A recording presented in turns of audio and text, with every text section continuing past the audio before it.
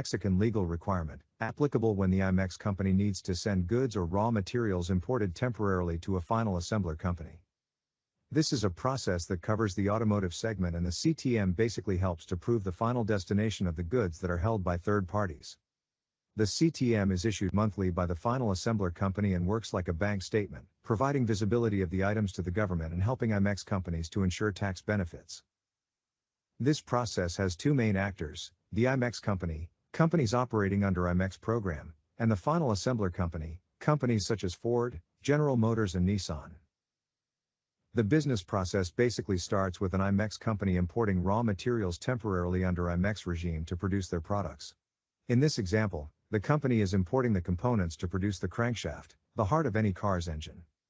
After the production, the IMMEX company will send defined quantities to the final assembler companies, and those companies will use those products to complete their production process and finish their products to be sold.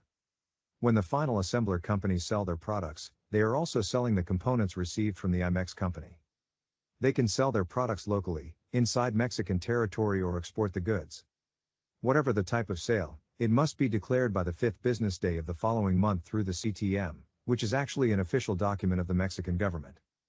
The final assembler company also sends a copy of this document to the IMMEX company that will use it to prove the destination of the imported items under IMMEX program.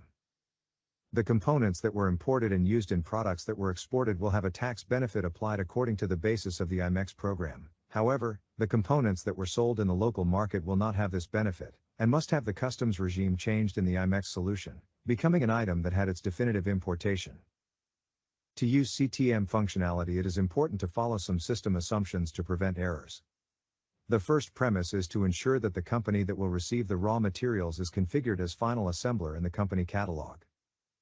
Items that will be transferred to the final assembler company must have the reference, or external part number used by the final assembler company to identify its products, declared in the materials catalog.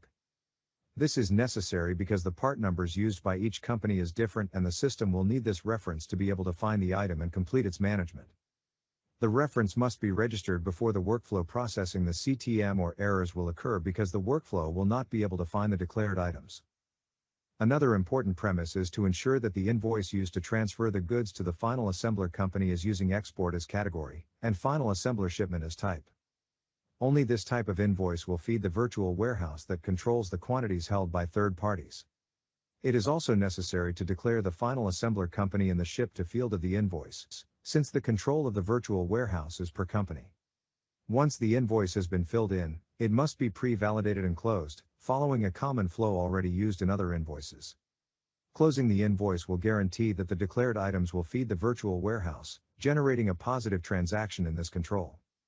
If the invoice created follow the correct steps indicated, it is not necessary to worry about the processing of the FIFO routine, since invoices using FOS type are processed by a specific workflow and not by the FIFO process. The last premise is, the workflow used to process the items in the virtual warehouse must be scheduled. If the workflow is not scheduled, the system won't be able to process the documents and manage the virtual warehouse. After all the premises are fulfilled, let's see how the flow is inside the system. The process will begin with the import of raw materials under the IMMEX regime and its industrialization process, which is activated by a production order to meet an external demand. After the production is completed, the IMMEX company must issue the FOS type invoice according to the definitions already presented. In the case of a product that will not undergo transformation within the operation of the IMMEX company, the flow is similar, eliminating only the production order stage and going directly to the issuance of the invoice to transfer of the goods. The issuance of the invoice will generate entry transactions in the virtual warehouse that will be processed when there is one or more registered CTM documents. The generated invoice is sent to the final assembler together with the declared products, which are now transferred to an external inventory, where they will be consumed and sold locally or exported by the final assembler company. The final assembler company will have until the 5th business day of the following month to issue the CTM document and send it to the government and the IMMEX company to complete the operation. Once in possession of the document, the user in the IMMEX company side must inform their data in the system. After that, the workflow will be able to process the data and make the necessary consumption of the virtual inventory and finally the discharges.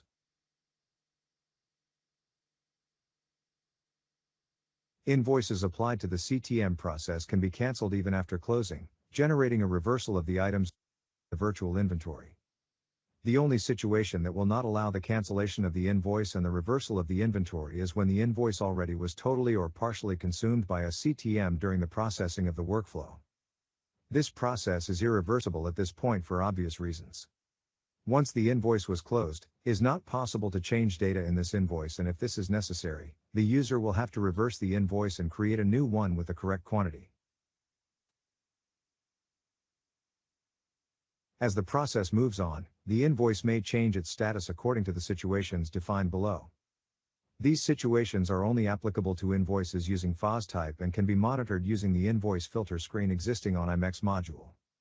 After processing the workflow, it can also be observed that the invoice may assume a certain status according to the result of the workflow processing.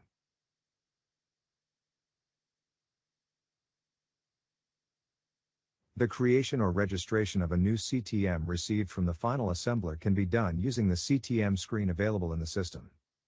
It is necessary to fill the CTM header with the official document data before uploading your items. After filling the header, the user can load the items manually or use the option available to import the information using an Excel spreadsheet that must follow the layout indicated below. This example is available in the user guide. The sections of the CTM document reflect exactly the type of operation applied to each item declared according to the criteria informed in the official document.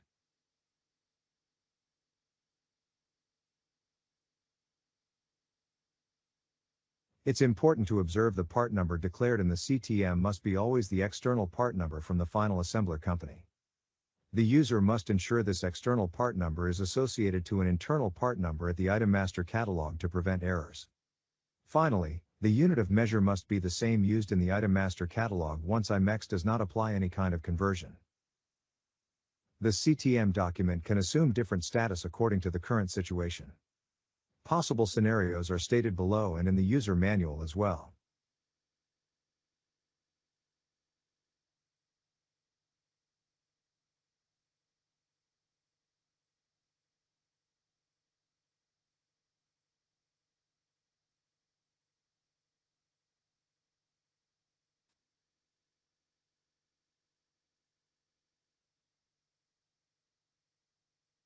CTM states can be followed in the CTM filter screen. The workflow is the routine responsible for process the items declared in the CTM documents and move the virtual inventory. Here we have an example of a timeline where a new invoice is issued on January 1st with 10 units of crankshaft to be sent to a final assembler company A. At the right side you can see the transactions being recorded in the inventory history. On January 5th a new invoice is issued with 15 units of crankshaft to be sent to a final assembler company A and a new transaction is generated in the virtual inventory. On January 16th a new invoice is issued with 5 units of crankshaft generating a new line in the virtual inventory. But for any reason this same invoice was cancelled on January 22nd generating a new line in the virtual inventory. In this case, the operation is reversing the balance informed in this invoice, adjusting the inventory. On January 28th a new invoice is issued sending more 15 units of the crankshaft to the same final assembler company. And finally, on February 6th, the CTM is issued by the final assembler company and received by the IMMEX company declaring 10 units sold in the local market and 10 units exported. After that, the workflow will run, linking the CTM with the quantities available in the virtual warehouse and the final balance will be updated. During the execution of the workflow, errors can be found and those errors can be configured to be sent by email using the option below in the XML. In this slide we have a summary of the steps to use the CTM presented during this session.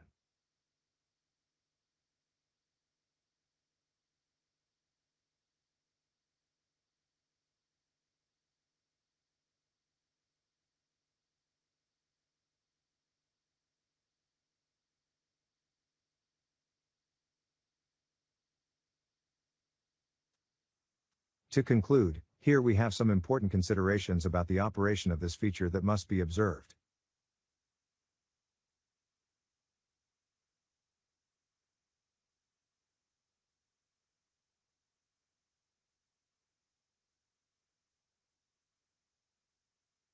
Thanks for watching.